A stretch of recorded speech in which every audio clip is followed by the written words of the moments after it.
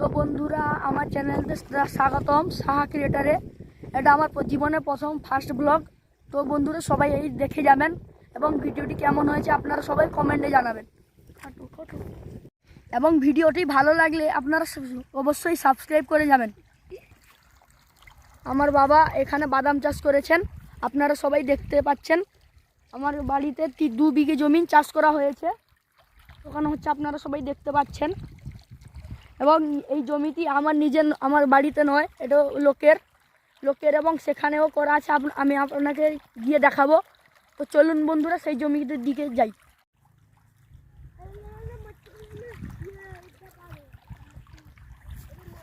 বন্ধুরা আপনারা দেখতে পাচ্ছেন আমার বাবা জল ঢুকাচ্ছেন।